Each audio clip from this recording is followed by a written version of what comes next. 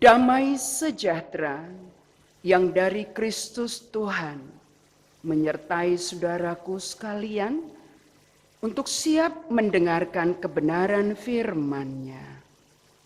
Amin. Shalom. Di hari Minggu yang berbahagia ini kita masuk ke Minggu Rogate yang artinya berdoa. Dan topik renungan kita juga diambil dari 1 Tawarikh 17 ayat 16 sampai dengan 27. Mari saudara kita sama-sama dengar-dengaran kebenaran firman-Nya. Doa syukur Daud. Lalu masuklah Raja Daud ke dalam kemudian duduklah ia di hadapan Tuhan sambil berkata, "Siapakah aku ini ya Tuhan Allah? Dan siapakah keluargaku sehingga Engkau membawa aku sampai sedemikian ini? Dan hal ini masih kurang di mata-Mu ya Allah. Sebab itu Engkau telah berfirman juga tentang keluarga hamba-Mu ini dalam masa yang masih jauh, dan telah memperlihatkan kepada serentetan manusia yang akan datang, ya Tuhan Allah. Apakah lagi yang dapat ditambahkan Daud kepadamu dalam hal Engkau memuliakan hamba-Mu ini? Bukankah Engkau yang mengenal hamba-Mu ini? Ya Tuhan, oleh karena hamba-Mu ini dan menurut hati-Mu, Engkau telah melakukan segala perkara yang besar ini dengan memberitahukan segala perkara yang besar itu. Ya Tuhan, tidak ada yang sama seperti Engkau dan tidak ada Allah selain Engkau menurut segala yang kami tangkap dengan telinga kami. Dan bangsa manakah di bumi seperti umat-Mu Israel, yang Allahnya pergi membebaskannya menjadi umat-Nya untuk mendapatkan nama bagi-Mu dengan perbuatan-perbuatan yang besar dan dahsyat, dan dengan menghalau bangsa-bangsa dari depan umat-Mu yang telah Kau bebaskan dari Mesir. Engkau telah membuat umat-Mu Israel menjadi umat-Mu yang selama-lamanya, dan Engkau, ya Tuhan, menjadi Allah mereka. Dan sekarang ya Tuhan, diteguhkanlah untuk selama-lamanya janji yang Kau ucapkan mengenai hamba-Mu ini, dan mengenai keluarganya, dan lakukanlah seperti yang Kau janjikan itu. Maka nama-Mu akan menjadi teguh dan besar untuk selama-lamanya, sehingga orang berkata, Tuhan semesta alam, Allah Israel adalah Allah bagi orang Israel. Maka keluarga hamba-Mu Daud akan tetap kokoh di hadapan-Mu. Sebab Engkau ya Allahku telah menyatakan kepada hamba-Mu ini bahwa Engkau akan membangun keturunan baginya. Itulah sebabnya hamba-Mu ini telah memberanikan diri untuk memanjatkan doa di hadapan-Mu. Oleh sebab itu ya Tuhan, Engkaulah Allah dan telah menjanjikan perkara yang baik ini kepada hamba-Mu. Kiranya Engkau sekarang berkenan memberkati keluarga hamba-Mu ini, supaya tetap ada di hadapan-Mu untuk selama-lamanya. Sebab apa yang Engkau berkati ya Tuhan, diberkati untuk selama-lamanya. Demikian firman Tuhan. Saudara yang kekasih dalam Tuhan Yesus, teks khotbah yang baru kita bacakan tadi merupakan respon iman Raja Daud ketika dia mendengar firman yang disampaikan Tuhan melalui sahabatnya Nabi Nathan, yaitu terhadap kerinduannya untuk membangun bait Allah, namun ditolak Tuhan. Justru Tuhan mengatakan dia akan membangkitkan keturunan Daud dan mengokohkan kerajaannya. Artinya permintaan Raja Daud pada saat itu ditolak oleh Tuhan. Saudaraku yang dikasihi Tuhan, kira-kira bagaimana perasaan Daud ketika kerinduannya, keinginannya tidak diterima oleh Tuhan? Saya rasa tidak mudah kalau kita pandang dari kacamata kemanusiaan. Kalau kita posisikan Daud ada pada diri kita, kalau rencana baik kita sampaikan kepada seseorang atau bahkan kepada Tuhan, tetapi tidak diterima, bahkan dikatakan bukan untukmu, tetapi kepada orang lain. Saya rasa tidak gampang bagi kita. Saudaraku, alih-alih berduka dengan jawaban Tuhan, justru Daud dalam teks ini bersyukur kepada Allah dengan sikap yang rendah hati, dengan mendatangi Tuhan dalam hadiratnya dan berdoa kepada Tuhan. Apa kira-kira yang membuat Daud sampai mampu melakukan hal ini? Sebab tidak gampang bagi kita untuk memahami ketika kita ditolak, tetapi kita mampu bersyukur dengan penolakan itu. Satu hal yang kita lihat dalam diri Daud, bahwa Daud sebenarnya mengenal sifat Allah yang dia sembah, yaitu Allah yang dia kenal itu adalah Allah yang penuh kasih. Dalam ayat 18 sampai 21 kalau kita jelas tadi membacanya, diterangkan, Daud mengatakan, engkau telah membawa aku sampai ke posisi seperti ini. Pengenalan diri Daud akan penyertaan Allah. Dari dulu dia hitung kembali ke belakang bagaimana Allah memelihara hidupnya dengan kasih. Daud menguraikan semua pemberian Allah dalam hidupnya. Yang kedua, Allah itu adalah Allah yang maha besar. Dalam ayat 22 Daud menjelaskan bahwa tiada Allah yang seperti engkau. Sebab itu engkau besar, ya Tuhan Allah. Kalaupun Allah tidak menerima permohonannya, bukan berarti Allah itu mengecewakannya. Tetapi Daud melihat kebesaran Allah ketika Allah menolak dia. Yang ketiga, Allah itu juru selamat. Daud jelas mengenal Allah dalam ayat 23 dan 24. Dengan mengatakan Allah memilih dan menebus umatnya. Menoleh ke belakang bukan hanya berkat yang ditemukan oleh Daud. Tetapi Daud juga menemukan bagaimana Allah membawa bangsa Israel, menyelamatkan bangsa Israel, bahkan menebus bangsa Israel dari keterpurukan, keberdosaan, pembangkangan, kejahatan, keras tengkuk. Allah membuka tangan untuk bangsanya. Kenal betul Daud akan Allahnya. Selanjutnya, Daud paham bahwa Allah yang dia kenal itu adalah Allah yang selalu menepati janji-janjinya.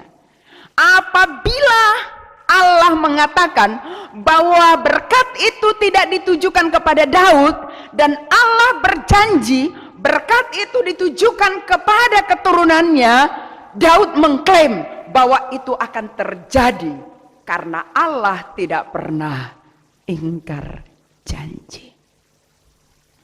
Saudaraku, mengetahui rancangan Tuhan yang besar atas dirinya dan keluarganya, keturunannya, Daud merasakan begitu kecil di hadapan Tuhan.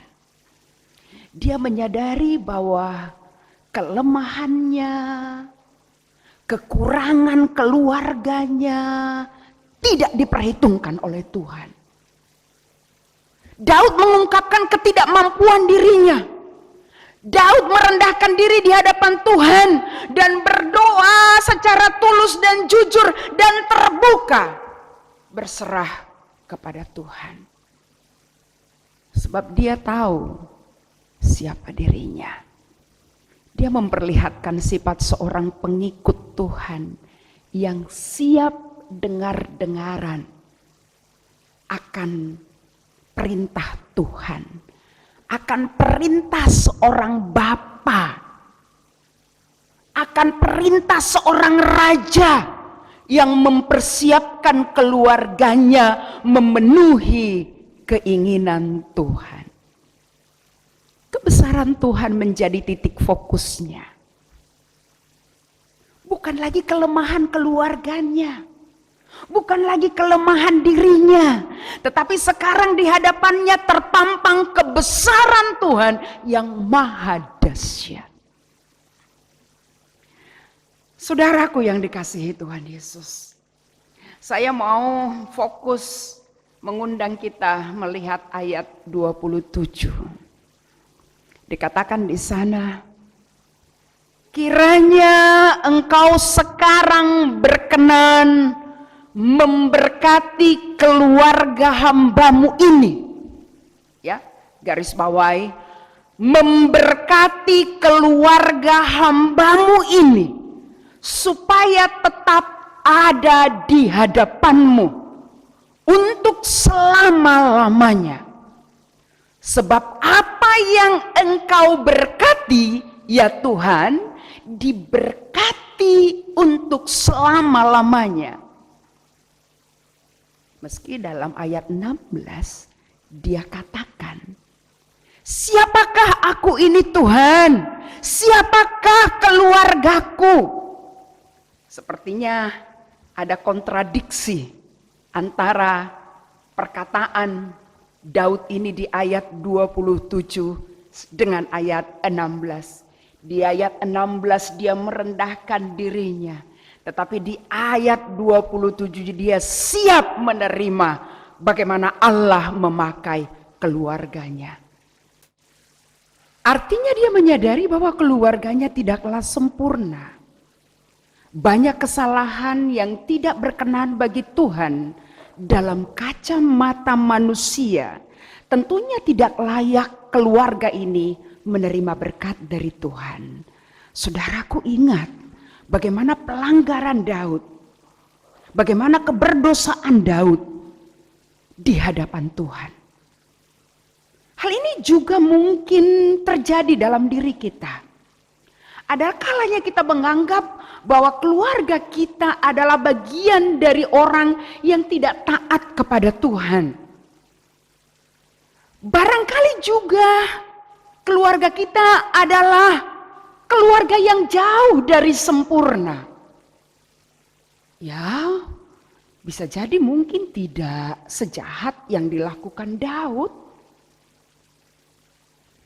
Tetapi nyatanya keluarga kita masih dipenuhi dinamika pertengkaran antara suami dan istri, antara orang tua dan anak-anak, melakukan hal yang tidak diinginkan Tuhan, berbohong, melakukan kejahatan-kejahatan yang kita anggap tidak begitu penting, tetapi sebenarnya itu adalah hal yang tidak layak di hadapan Tuhan.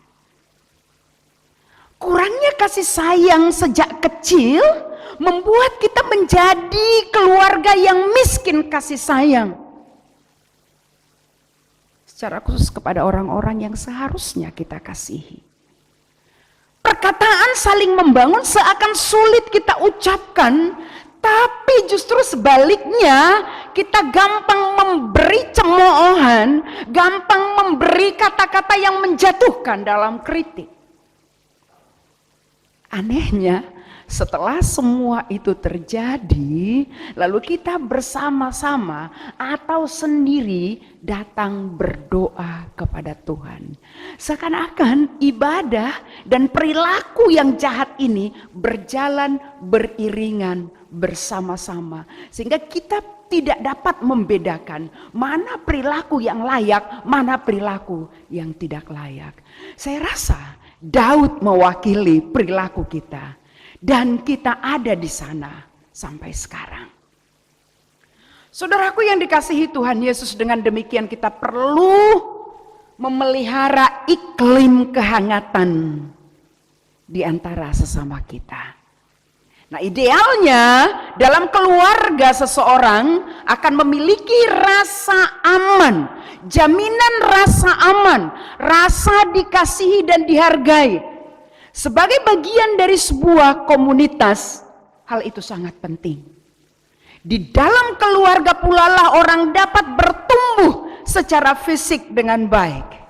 Dalam keluarga juga kita bertumbuh dalam akal budi, hubungan sosial, kasih sayang, dan pemahaman hal-hal yang rohani. Agar keluarga kita memiliki ketahanan rohani yang sehat, bertumbuh dengan baik, kuat, maka kita perlu membangun keluarga kita berlandaskan kasih Kristus. Itulah yang dinamakan keluarga Kristen. Keluarga Kristen dibangun di atas dasar yang teguh, yaitu firman Allah, di mana hubungan antara suami, istri, dan orang tua menjadi indah bila berdasarkan kepada ketetapan firman Allah. Dalam Efesus 5 ayat 22, 23 dan Kolose dikatakan, supaya kita mengajarkan apa yang harus dilakukan agar keluarga kita, bapak, ibu, dan anak-anak memiliki rasa aman, bahagia di tengah-tengah keluarga kita. Lebih tepatnya dikatakan suami harus mengasihi istri, istri tunduk kepada suami dan menghormati suami, orang tua mendidik anak di dalam ajaran dan nasihat Tuhan, anak-anak menghormati dan taat kepada orang tua. Semua unsur keluarga bersama ambil bagian membangun keluarga yang taat kepada Tuhan. Dalam teks ini kita boleh lebih fokus kepada fungsi Bapa yang diperankan oleh Daud. Saudaraku, Daud mengajarkan kepada kita dalam teks ini, saya kutip dalam Mazmur 128 ayat 3 dan 4 mengatakan seperti ini. Istrimu akan menjadi seperti pohon anggur yang subur di dalam rumahmu, anak-anakmu seperti tunas pohon zaitun sekeliling mejamu. Sesungguhnya demikianlah akan diberkati seorang laki-laki yang takut akan Tuhan. Bila kita mau dipakai Tuhan menjadi berkat bagi banyak orang, maka langkah pertamanya diawali menjadi berkat dalam keluarga. Dan seorang bapak ayah yang diberkati, maka istri dan anak-anaknya juga akan terberkati. Daud dengan otoritas kebapaannya telah membawa keluarganya mengenal janji setia Allah. Janji Allah digenapi lewat anaknya Salomo. Salomo mendirikan bait suci Allah dan menjadi raja atas bangsa Israel. Inilah pemenuhan berkat janji Allah kepada Daud. Dengan demikian, hal ini mengajarkan kepada kita bahwa seorang bapa adalah panutan bagi semua anggota keluarga yang bertugas menyerahkan pergumulan keluarganya kepada Allah. Seorang bapa menjadi teladan kepatuhan kepada Tuhan, teladan bagi anak dan istrinya. Seorang bapa adalah pendoa dan imam yang membawa pergumulan keluarganya. Dan seorang bapa mampu bersyukur dalam segala hal, perkara yang terjadi dalam rumah tangganya kepada Tuhan. Bersyukur dalam suka maupun duka. Lalu bila Daud mampu berdoa dan bersyukur, apa sih makna sesungguhnya dari doa itu? Doa adalah sarana komunikasi kita dengan Tuhan. Doa merupakan penghubung antara kita dengan Allah. Apapun yang dijanjikan Tuhan akan kita miliki, tetapi kita perlu meminta dalam doa kita. Sebab doa bukan berbicara tentang kefasihan berbicara, tetapi doa merupakan ungkapan hubungan ketergantungan kita kepada Tuhan. Dengan berdoa kita menyatakan syukur, menyampaikan permohonan kepada Tuhan tentang masa kini dan masa depan keluarga kita.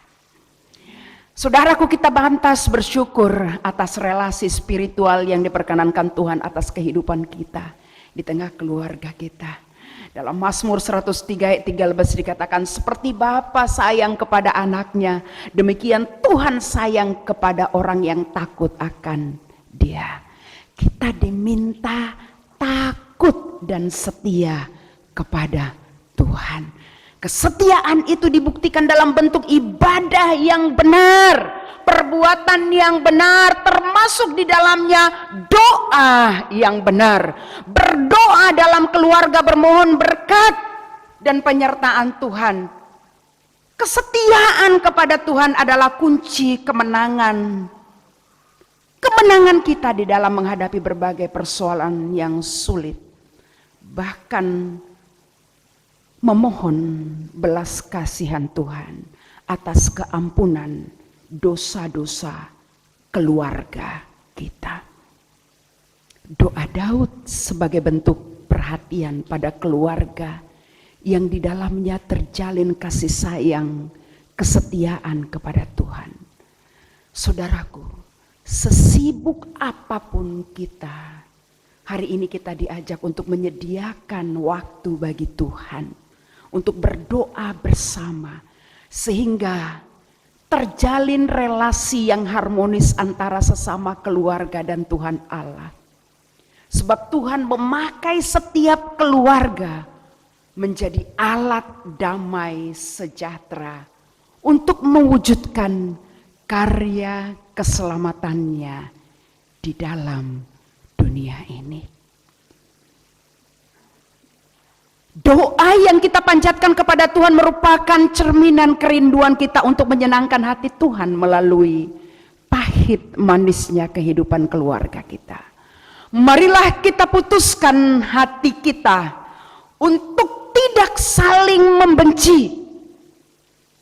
Marilah kita putuskan hati kita untuk tidak saling mengungkit kesalahan, memutuskan sikap egois dan perilaku yang saling menyakiti satu sama lain. Mulai saat ini, mari kita hidup dalam cinta dan sukacita sorgawi. Tersenyumlah, sebab Tuhan sedang menguntai berkat-Nya bagi kita. Mari kita sampaikan doa-doa kita sebagai ungkapan syukur kita kepada Tuhan. Rogate, berdoa kepada Tuhan. Amin. Kami bersyukur kepadamu ya Bapa, untuk kesempatan bersama mendengarkan kebenaran firman-Mu yang mengajarkan kami menjadi pendoa dan setia mendengarkan mengikuti kebenaran-Mu. Biarlah berkat-Mu tercurah atas setiap keluarga-keluarga kami, memberkati para bapa, meneladani sikap Daud, dan para bapa memberikan keteladanan kepada keluarganya, istri dan anak-anaknya, sehingga setiap keluarga kami merupakan keluarga yang diberkati Tuhan. Kami percayakan pergumulan kami di setiap keluarga yang pada saat ini mungkin mengalami pergumulan yang berat. Bila mereka mengalami kesulitan ekonomi, Tuhan, hadirlah Engkau menguatkan mereka, supaya mereka tidak putus asa dalam mengelola kehidupan yang sulit dalam pandangan keluarga mereka. Apabila pada saat ini ada jemaatmu juga bergumul karena sakit terbaring tidak berdaya, kami membawa mereka ke dalam tangan kuasa-Mu. Tumpangkan tangan-Mu yang kudus. Pulihkanlah mereka dengan kuat kuasa bilur-bilur-Mu ya Yesus. Supaya mereka sembuh. Dan apabila ada di antara jemaat-Mu juga ada yang luka batin, kepahitan, kecewa, marah. Pada saat ini kami membawa mereka ke dalam tangan kuasa-Mu. Sembuhkanlah mereka ya Tuhan. Balutlah luka mereka. Supaya damai, sejahtera, dan sukacita Kau gantikan. Sehingga duka itu hilang. Kami percaya kehidupan kami pada masa sekarang ini. Kau akan gantikan dengan kebaikan dan sukacita yang dari sorga. Biarlah kami kuat, biarlah kami setia menantikan janji-Mu yang indah itu. Karena Engkau akan menggenapinya seperti Engkau menggenapinya kepada Raja Daud. Terima kasih Bapa di sorga. Kami percayakan kehidupan kami ke dalam kuasa anak-Mu, Kristus Yesus Tuhan kami. Amin.